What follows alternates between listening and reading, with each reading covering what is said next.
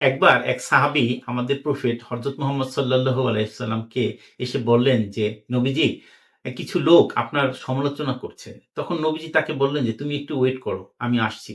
সে তখন তার ঘর থেকে কিছু খাবার এনে একটা পাত্রের মধ্যে রেখে ওই সাহাবীকে বললেন যে, "ওই যারা আমার সমালোচনা করছে তাদের দিয়ে এসো।"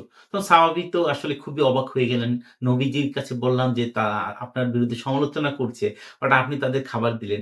নবীজি তখন বললেন যে আসলে ওই লোকগুলি খুবই কষ্ট করছে। আমার আসলে কি ভুল ত্রুটি আছে, আমার কি ইমপ্রুভমেন্ট অপরচুনিটি আছে, এটা তারা ধরিয়ে দিচ্ছে। তারা আসলে ভালো কাজ করছে। এজন্য এই খাবারগুলি তাদের তুমি দিয়ে এসো।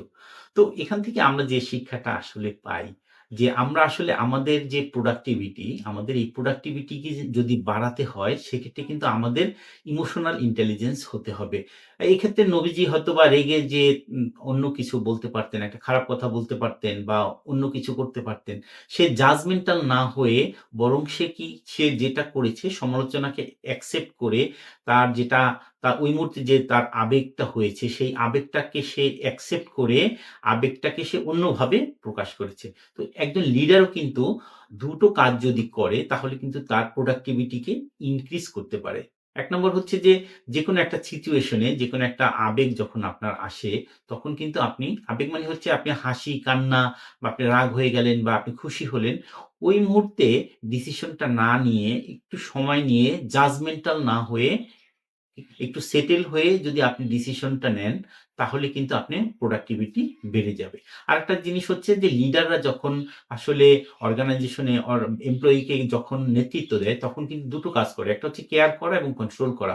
ধরেন একটা এমপ্লয়ির একজন আত্মীয় মারা গেছে বা একটা ভুল করেছে বা অফিসে দেরি করে এসেছে বা তার ছেলে-মেয়ে অসুস্থ। এই সিচুয়েশন গুলি আপনার ১ম কাজ হচ্ছে অর্গানাইজেশনের ওই এমপ্লয়িকে কেয়ার করা। তাকে একটু বসতে দিন, তাকে একটু চা খেতে দিন, তার সাথে একটু কথা বলুন।